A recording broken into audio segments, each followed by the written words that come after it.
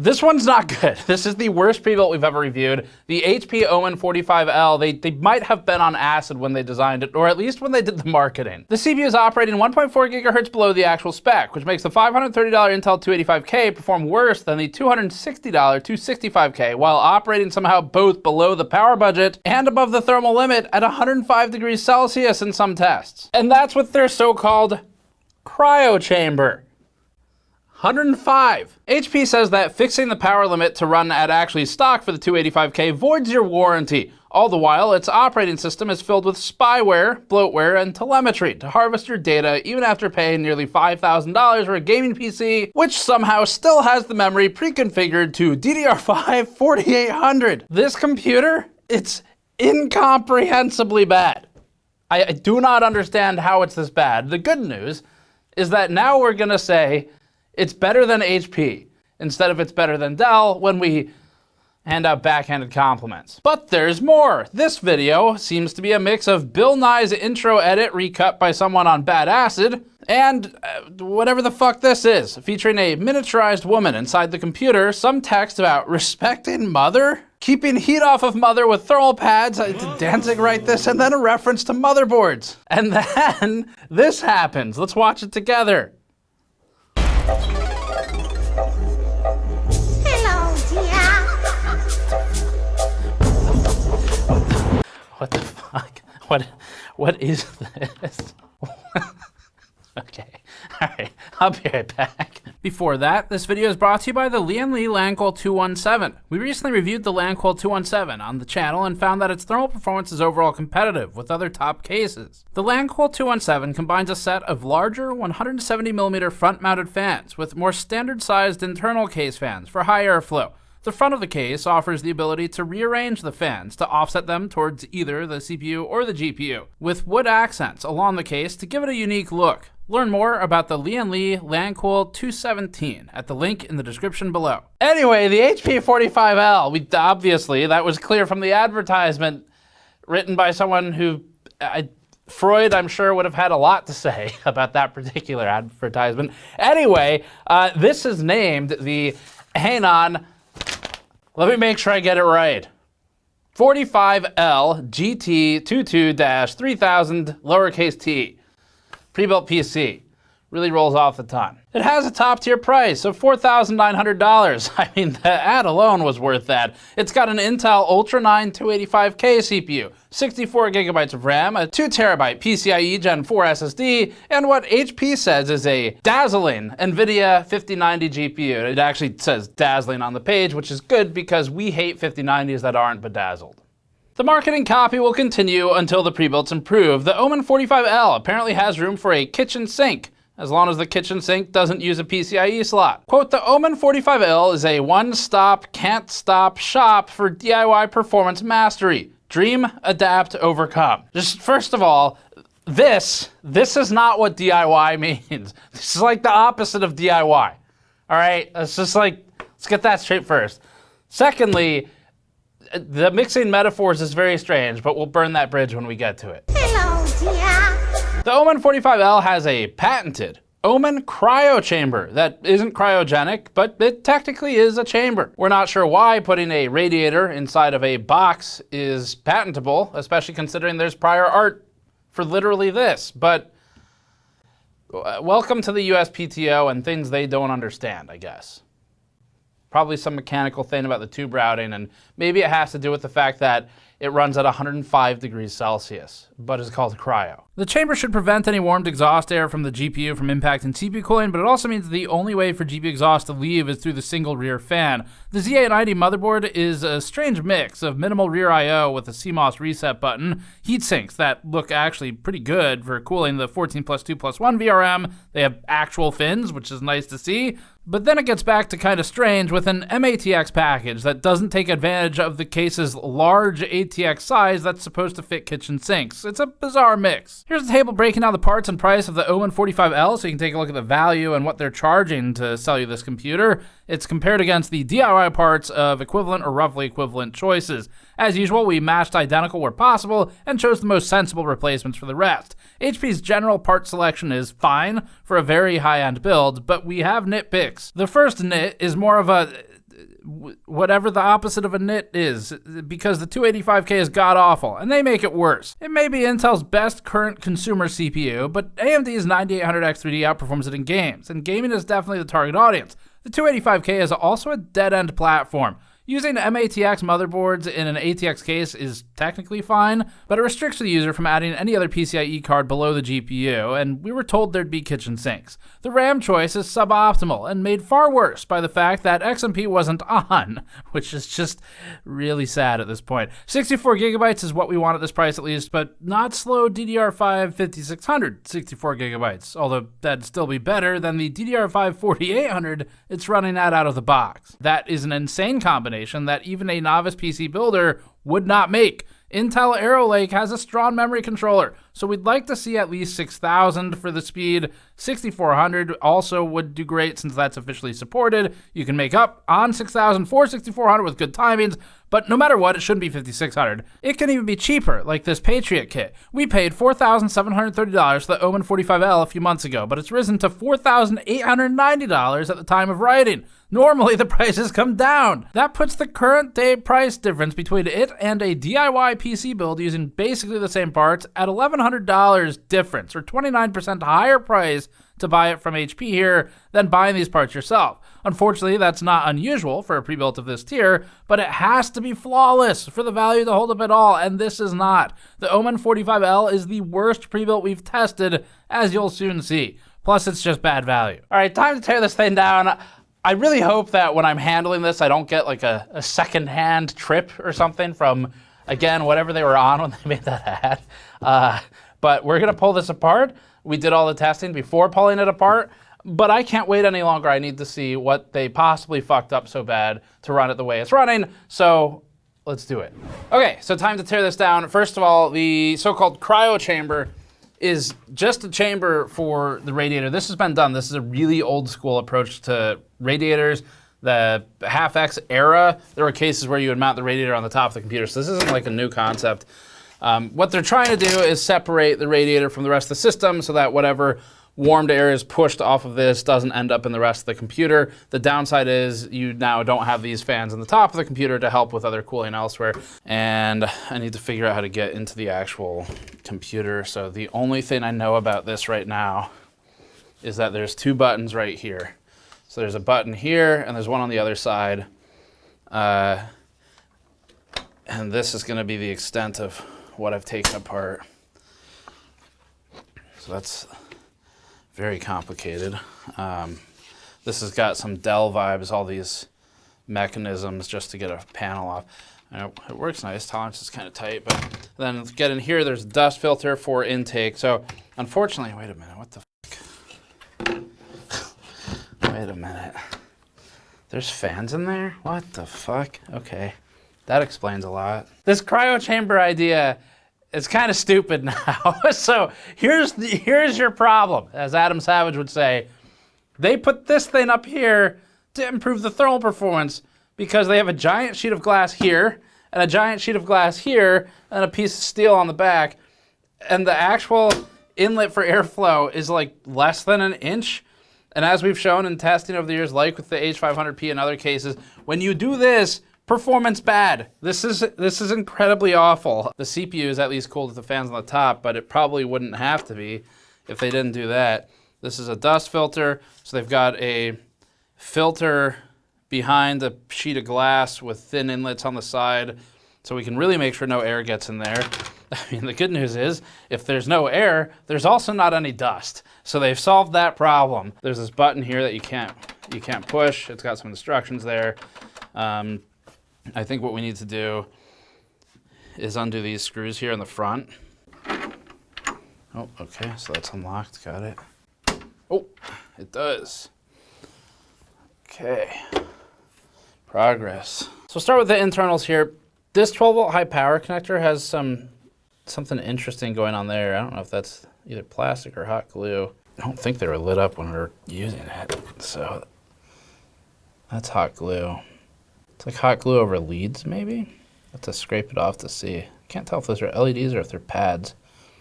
They might be probe points, which is also kind of what we have there.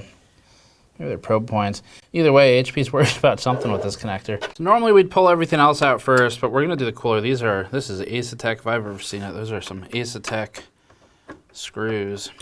So these cap screws indicate an Acoustics solution, which means HP is buying supply from them and branding it. That's fine.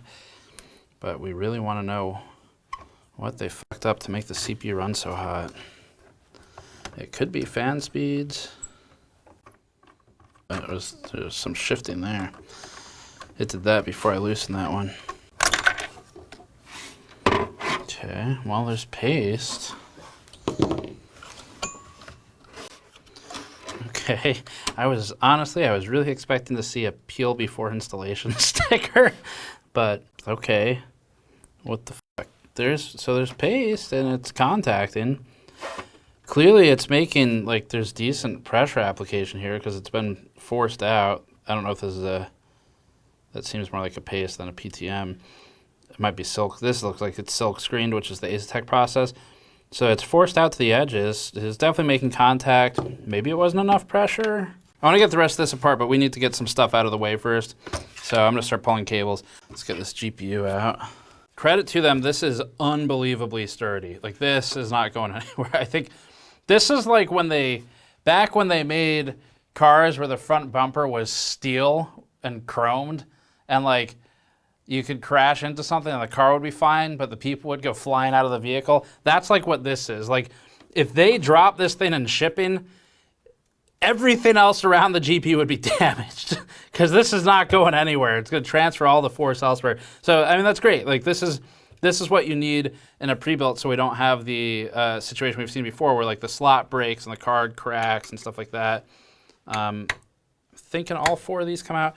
So this allows them to ship with it pre-installed without having any packing internally that you would have in some of the SI builds.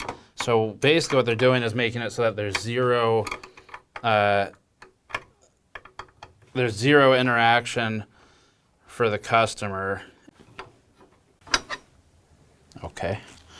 I was like, holy shit, this is like, look at how thick that steel is. Is that like 2 or 3 millimeters or something of steel? That's an expensive part just by steel alone. Looks like a 3-slot, like an actual 3-slot, which is pretty nice. Oh, okay, so something else has got to move over here. Tell you what, Alienware's got some competition for mechanical complexity. All right. They are not covering the fins over here so the air can get out. Bad news, they're covering the fins here so the air can't get out. Good news, there's a hole in the back so the air can get out again. So actually this should help carry the pressure through the fin stack and out the back of it, which would explain why the GPU did okay, because they've got a large flow-through area. This grill is not going to really impact much. The covered shroud here should, like I said, help maintain pressure, and then the uncovered fins elsewhere, that should just allow the air to exit there. This I kind of want to do a separate teardown and test on. Maybe we'll do a separate video for this. It's interesting enough. This is a huge card though. Like, that's a proper 3-slot. It is ventilated in the back, but since the fins are this way, not a lot of air is going to come out of there. Just whatever gets pushed in and at an angle, that direction will go out. Ventilation here. This is reasonably well put together. It's a plastic shroud and then a metal backplate. So we'll save that for maybe a separate teardown or something. This might be the best thing that they've done on this computer. Unfortunately, we can't really see it stretch its legs because the CPU situation is so bad. All right, so we got SATA here. No clip on it. Front I/O. Motherboard USB. This is all USB 2. A wireless card. We'll pull that too. And then HD audio. There's our chipset heatsink. That is the tiniest chipset heatsink the world's ever seen. There's some kill management hooks here at the top of the case. That's what was holding this, and that's actually not bad. Not a bad use of space. All right, so a couple things here. This heatsink's actually really nice. Let's just see, let's make sure, I don't want to praise them too much without inspecting it at this point, but externally it looks fantastic. This is like really tall. It has actual fin surface area all the way down. But no, that's actually, this is very nice. This is a good heatsink. So I'm so skeptical at this point. I'm just checking to make sure it's not plastic. So yeah, good thermal pad contact. You can see the imprint of the inductors, see the imprint of the MOSFETs here. That's all good. The heat pipe that's down in there is a nice touch. That's connecting the two sides. That looks like a 6 mil from here, 6 millimeter heat pipe. Definitely not 8. And yeah, no, this is good. This is a nice heatsink. So good job, HP. You've done one thing right. This is like very slightly bowed. We might see it unbend here in a second. What the fuck? Oh, okay. It's a serious thermal pad. This isn't bad. So very, very slightly bent. I'm not concerned about that like I was with the other one we looked at. This is probably like 1/4 of a millimeter too tall. We're gonna check the backside really quick of this, and then after that, I'm gonna ask Jeremy to run another thermal test on this with the cooler reapplied with new paste. I think that's like the easiest thing they could have screwed up. Anything worse than that is mostly unfixable unless it's a fan speed problem. So we'll check into that. You know, it's not our job. Our general stance is we don't fix pre-builts if they're screwed up. But this one is like, it's so bad that I'm curious. So we'll kind of break our rule there. But it fails the test, just to be clear. Required for VRM cooling.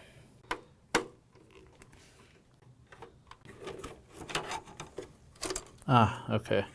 Wow. You know, HP, it's like it's so disappointing. There's some things where it's just like, wow, okay, that's a nice touch. Like, this is so uncommon. You know, the reason this is disappointing, cool, we've shaved off 1/2 degree, maybe, let's be extremely generous. Let's say 4 degrees from the VRM hottest MOSFET, and the CPU is running at 105 degrees Celsius. Like, it's just, this is much harder to appreciate when they can't get the basics right that are required for us to recommend the computer at all. I really want to appreciate this and the VRM heatsink, and we can point these out in a vacuum and say, great job, this is good attention to detail, but none of it really matters. So it's just like, man, we've got our case for the disappointment build, I guess. I don't know. So backside, there's 2.5-inch SSD slots. They're not pre-wired, so some of the companies do that. They haven't done that here.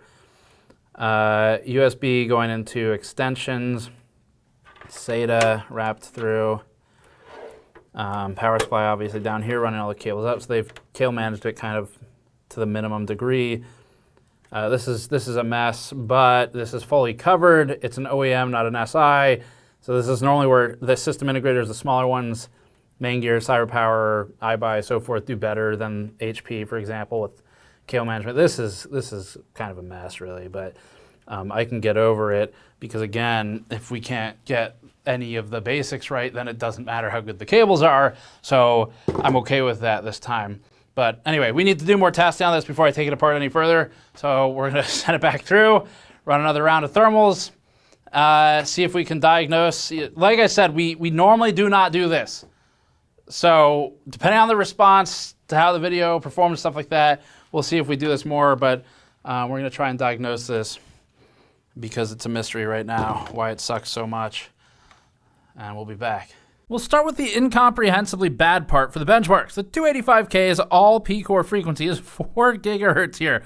The last time we saw an Intel all-core frequency of 4 gigahertz, it was in some tests on the 4790K from 2014. HP has managed to send the CPU back to the dark ages before the first great Intel extinction event and back when my hair was this length. Back to the chart, that 4 gigahertz result has the CPU a staggering 1,385 megahertz slower compared to the 285K's actual performance target in our review testing. Even the E-cores suffered a 729 megahertz loss. This is the worst divergence from stock performance we've ever seen, falling embarrassingly below expectations. That HP can brutalize performance like this should make Inno3D blush. This obviously deserves a deeper look. This is an overtime plot of the same test. The 285K in our original review attempted to hold its P-cores at 5400 MHz with frequent small dips. Its E-cores stayed almost flat at 4600 MHz. In the same test, the 285K and the HP Omen 45L tried its best to keep up initially, but then it got sent back to 2014 to hang out with Devil's Canyon at around 4 GHz by the time it hit the 50-second mark. In this case, 4 GHz was just a coincidence for the 285K as clock behavior was unstable, but the good news is that HP's invented a time machine. We ran the Omen build through our standardized Blender CPU rendering benchmark that we used for reviews to see how much performance was lost, and it's a lot. The 285K requires 7.1 minutes to complete the render in our normal testing, with the Omen version of the 285K requiring 8.8 minutes. Literally the only difference is that HP put it in a computer instead of us. This is such a huge reduction in performance that HP has managed to actually make it worse than a 265K, despite having 4 more threads on the 285K. It's hardly better than a 14700K at this point. This is impressively bad and means that you're paying at least the difference of a 265K to a 285K, yet you're getting 265K performance. Next is CPU thermals. We're excited to see how the cryochamber holds up, since cryo means frozen. HP's near literal dumpster fire of a PC caused us to alter our chart template, so it's already bad before we even draw the line. This has a top temperature of 110 degrees now. Normally, our charts stop at 100 degrees, but we had to increase it to fit HP's impressively bad result. Within seconds of the CPU load starting, P and E cores spiked to over 100 degrees Celsius. Immediately after, the temperatures crashed downwards to the mid-50s, climb to about 70, and continue on like a diminishing wave for a few cycles. Following that, temperatures stabilized to the mid-60s. We haven't seen thermals like this since pre-built manufacturers were screwing up Intel's power limits. Plotting the CPU package value shows just how bad it got, reaching all the way to 105 degrees Celsius twice, staying at or above 100 degrees Celsius for 20 seconds, and then crashing down. Now, the max operating temperature for the 285K is 105 degrees Celsius, so it was not only thermal throttling, but on the verge of tripping proc hot and shutting down. CPU package temperature then predictably sat above the average for the duration of the test, so we finally figured it out. The part that HP patented is the part where cryo means fire.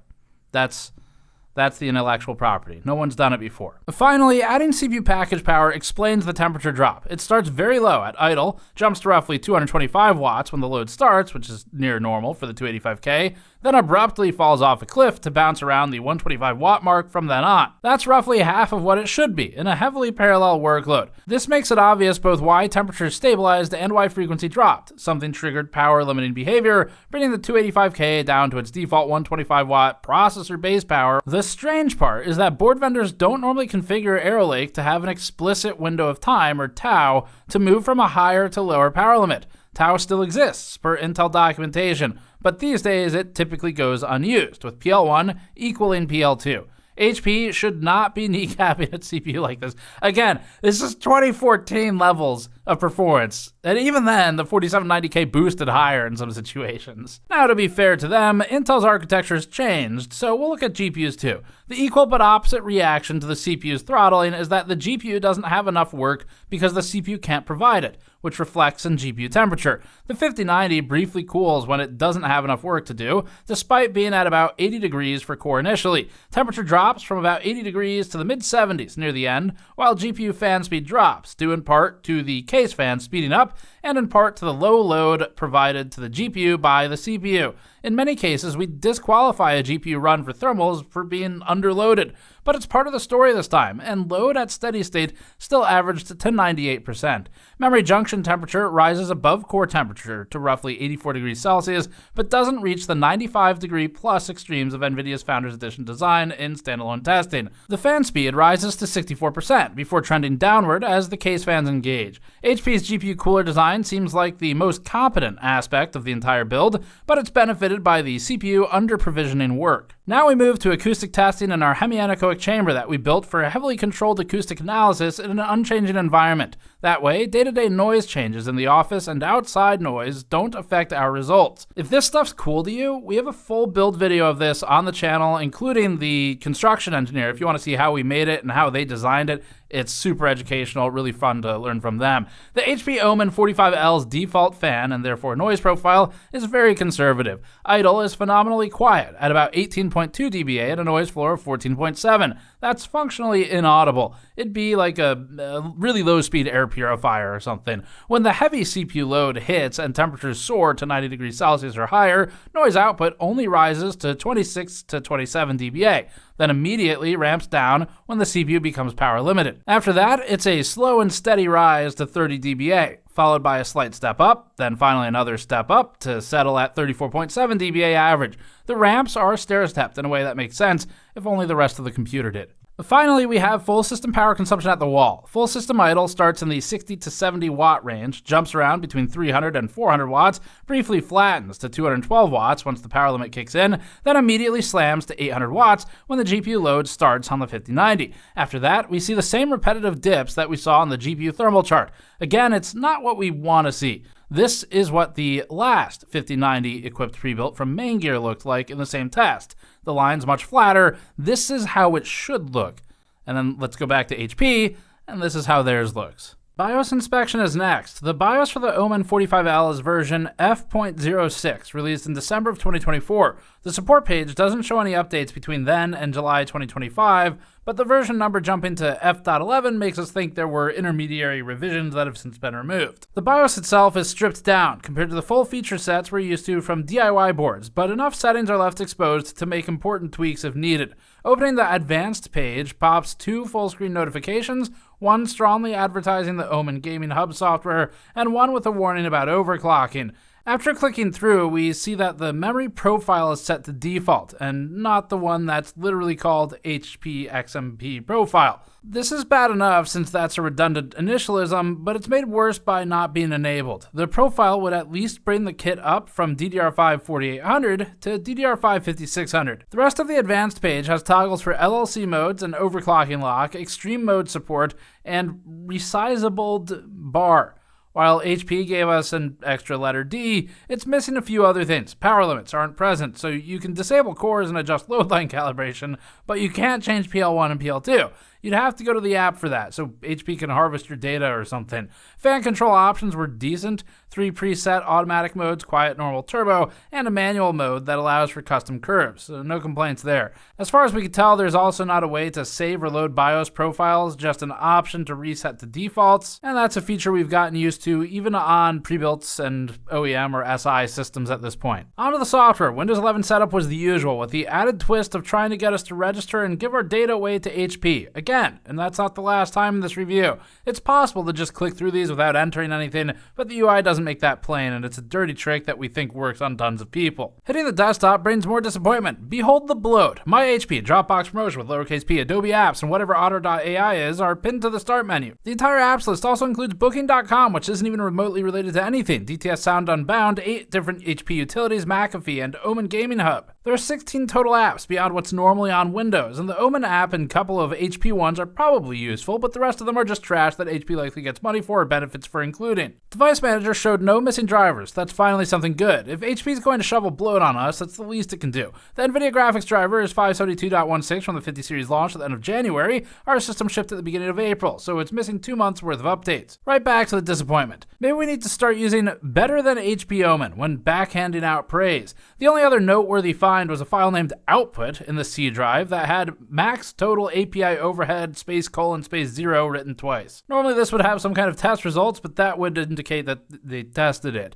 HP fails at providing a clean and fully up-to-date Windows installation at the time they shipped. But there's more. The Omen Gaming Hub software is interesting. The intro dialog box had some cringy text like, how about we elevate your gaming experience with badass capabilities, and closing with, go ahead and explore, we won't bite. Okay. The next dialog box had even more attempts to harvest data. Opting out required clicking manage options, then individually toggling off app analytics, personalized suggestions, and advertising. That is on a computer that's about $5,000, by the way. Then we got hit with a short guided tour of in-app pop-ups showing us what quote, we can do in OGH. Coincidentally, OG is also the accurate onomatopoeia for the sound we made several times while writing this review. After finally getting the app open, we immediately realized it's trying to do too much. Game booster, game launcher, hardware monitoring, overclocking, keybinds, network booster, lighting, fan control, and yet another overlay that we don't want are all packed into the software that we imagine is maintained by a revolving door of contract devs. Digging into the overclocking tab is disappointing. All you get are sliders for core frequency multiplier and core voltage offset, even after clicking show more options. The performance control tab is where HP hid the CPU power limit controls, but only by way of 3 preset modes. Balanced is the default, setting PL1 to 125 watts and PL2 to 295 watts. Performance sets PL1 to 190 and PL2 to 295. Extreme has to be enabled in BIOS and gives you a warning that you'll void your warranty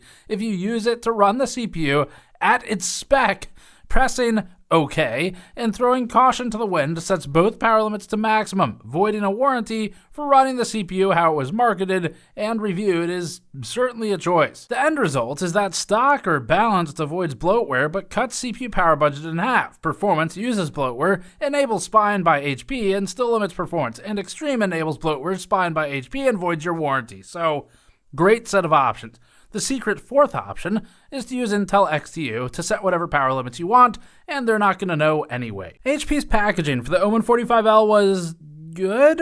It's actually one of the only clear positives. The outer box had plastic locking plugs at the bottom. There was plenty of foam and airspace between the outer and the inner box, which sat in a cardboard base. The plastic plug lock company must be doing great because the inner box also had them. Inside was even more foam. This might seem like overkill to some people, but we actually have an older model HP Omen system that came with the glass front panel smashed, so maybe the extent of HP's packing is a reaction to reports of shipping damage. The system included an AC power cable, small quick start guide, customer support slip, and a sticker above the glass panel explaining that it's locked for shipping. Pretty basic, but the basics are there. This chart shows new testing after a repaste and a remount. It's at steady state, not at peak, so that means that the non-extreme results are running at the reduced PL1 during the steady state log. All the data is comparable except the original result, which had HP's original installation. That's not the problem though, nor is the paste, nor is the mount. The chart also shows the configuration changes for the testing. The only proper result on this chart worth considering is the extreme configuration. It's still not at the right frequency, but it's a lot closer. Anything else is totally unacceptable for frequency. And that extreme result actually held a 77-degree average steady-state CPU temperature and not shown here, but its peak temperature was lower than the peak temperature of the other tests, and that is because its pump speed is higher by default. So they're destroying performance of the other. So 77 is actually completely reasonable if only it didn't require voiding the warranty and manually modifying the default behavior. It's still a little slow and it still fails the test, but it's not nearly as ruinous. The point is that HP's system is capable of handling the higher power load and can even cool it. They're just choosing not to for some reason. That reason might be noise, but if that's the case, they either need to make it a lower spec CPU at a cheaper price or improve the thermal performance. Their so-called cryochamber is seriously hurting performance anyway. We removed the 20 or so screws it took to get the radiator out of its mummifying wrap and enclosed tomb of impedance and reduced the temperature like for like by about 10 degrees Celsius by doing so. That's a huge improvement from something that's supposed to be cryo. If HP had mounted the radiator to the front of the case and put it behind a mesh panel like a normal company, it'd probably split the difference here. Instead, its patented gimmick is running the system hotter, which is contributing to their likely concern for noise levels if they were to run it properly. A better radiator location and chamber would reduce temperature, which would allow them to achieve the same thermals for similar noise, which would allow them to boost the CPU frequency. The reason the chamber sucks is because of the huge amount of impeding metal surrounding the radiator, the limited area for flow immediately between the radiator and the rest of the case, and potentially some problems with air struggling to get out, plus the fact that the radiator tanks themselves are wrapped in this shroud. This chart shows the power consumption of the various profiles during the Blender workload. Here, the extreme profile is maintaining its power budget for the duration of the test rather than dropping precipitously after 50 seconds. This is the only one that should be considered for diagnosis because anything else is running so far below spec that it is just meaningless. Here's a quick frequency diagnosis with the different modes that HP offers. Again, 5158 megahertz is the closest that we get to stock. The others that are plus or minus 4000 megahertz a little bit are all all just bouncing off of the power limit. You can't really read into it too much. The biggest problem with that peak behavior earlier for the temperature is the pump and the fan speed being slow to kick in. They run the pump really slow. It could run faster here without being detectable audibly. And then they kick it in a little bit late after the power limit kicks in and drives the frequency down. So it gets louder when it's less required. TLDR, whole thing's fucked. I have to thank HP here because we haven't had the best products to cover over the last couple of months. And this one is also very bad, but it's like, it's so bad that it's funny and it's making my job really fun. So as I said in the beginning, this is incomprehensibly bad. If you're paying $530 for a 285K or whatever they're marking it up to in this box, and you're getting $260 CPU performance, that's insane. It's also insane if you have to void your warranty to make the CPU that is included with it perform as it should, as all of the reviews and all of Intel's marketing would lead you to expect. That's crazy. But then again, they also did this. Hello, dear. I swear that thing, I'm not gonna let that one die. Again, it's also got a bunch of bloatware. It has telemetry on it. We didn't bother testing the bloatware impact on performance because the CPU is so underperforming that it's not gonna show up. Like, we'd have to fix the CPU first to then test the bloatware impact. And all that is without mentioning that the plastic pump cap for the cooler is crooked. Now, the cooler itself was not, so that wasn't part of the problem here.